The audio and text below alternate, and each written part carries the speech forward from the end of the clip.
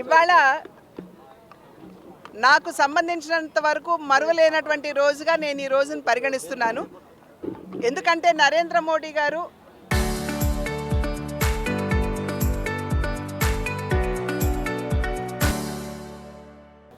ప్రజలు ఎన్నుకోబడినటువంటి ప్రధానిగా దేశానికి అత్యధిక కాలం పరిపాలన అందించినటువంటి ప్రధానిగా నరేంద్ర మోడీ గారు ఇవాళ చరిత్రకెక్కారు.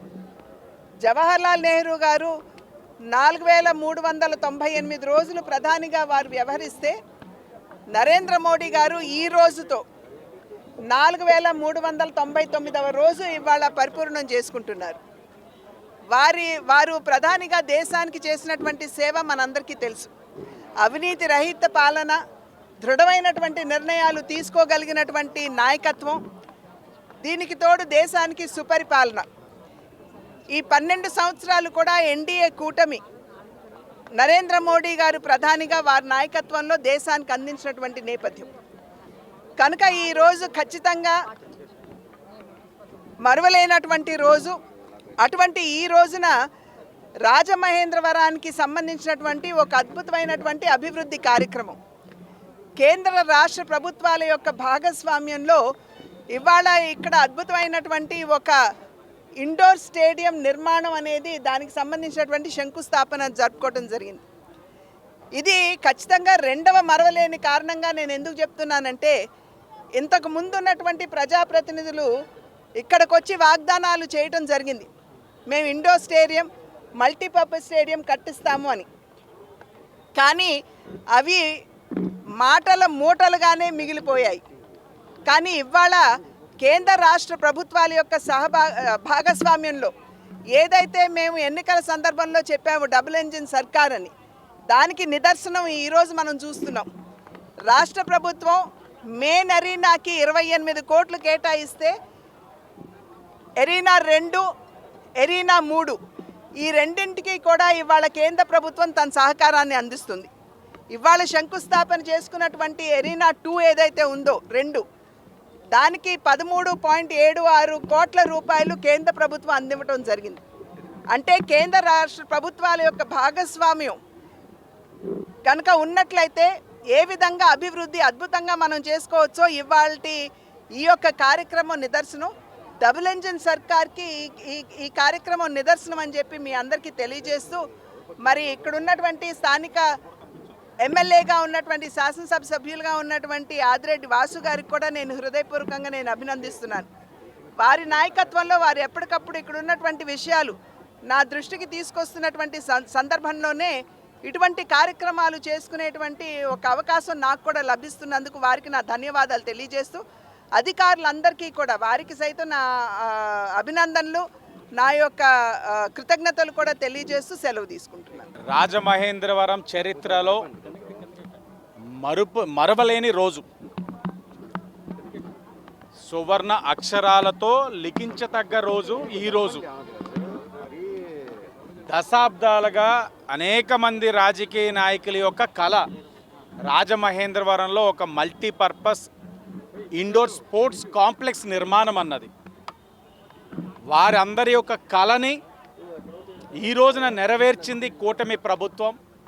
గౌరవ ఎంపీ అమ్మ దగ్గుబాటి పురంధేశ్వరి గారి యొక్క సహకారం, కేంద్ర ప్రభుత్వం నుంచి ఖేలో ఇండియా ద్వారా వచ్చిన నిధులతో, రాష్ట్ర ప్రభుత్వం ఇచ్చిన సహకారంతో ఈరోజు రాజమహేంద్రవరంలో ఫేజ్ 2 ఏదైతే ఫేజ్ 2 కాంప్లెక్స్ ఎరీనా 2కి శంకుస్థాపన చేయడం జరిగింది.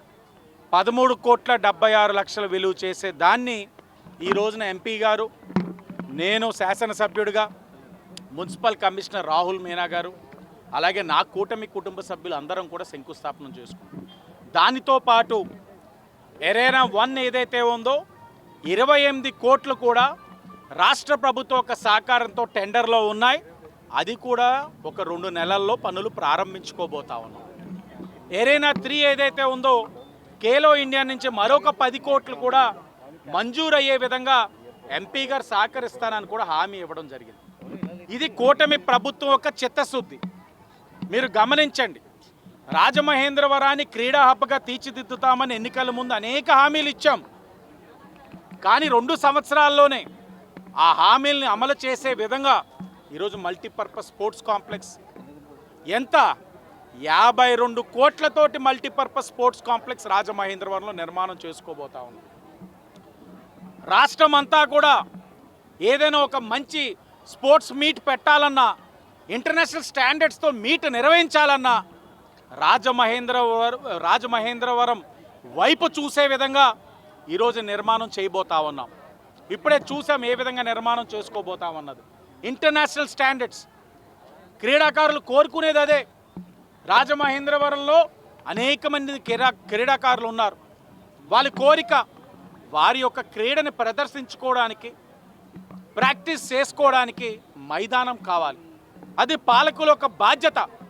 ఆ బాధ్యతను గుర్తించి ఈరోజు మేము నిర్వహించాం. గతంలో చూసాం ఇదే ప్రాంతంలో ఈ యొక్క పార్లమెంట్కి ఒక మాజీ పార్లమెంట్ సభ్యుడు ఉన్నాడు. కబుర్లు చెప్పాడు, రీల్స్ చేశాడు, సొల్లు కబుర్లు చెప్పారు. అతనికి సహకారంగా శాప్ మాజీ చైర్మన్ సిద్ధార్థ రెడ్డి వచ్చాడు. 2014-19లో టీడీపీ హయాంలో వచ్చిన జీవోల్ని చిత్తు కాగితాలని చింపాడు. అహంకారాన్ని ప్రదర్శించాడు సిద్ధార్థ రెడ్డి శాప్ చైర్మన్గా ఆనాడు. వాళ్ళందరూ అయిపోయారు.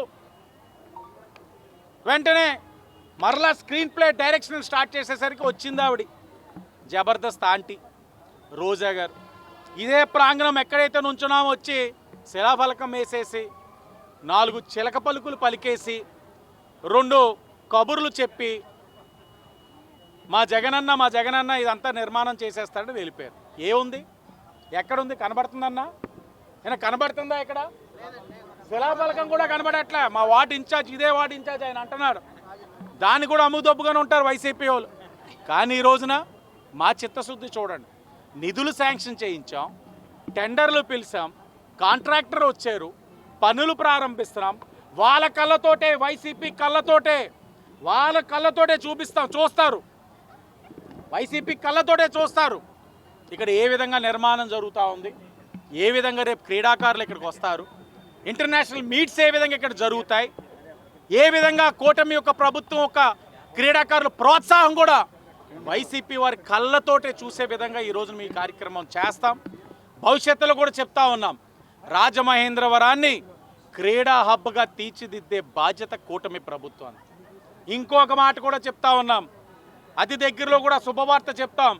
International standards indoor skating ring కూడా అతి దగ్గరలో కూడా నిర్మాణం చేసే కార్యక్రమం కూడా కూటమి ప్రభుత్వం తీసుకుంటుందని కూడా ఈ సందర్భంగా తెలియజేస్తూ అందరికీ ధన్యవాదాలు.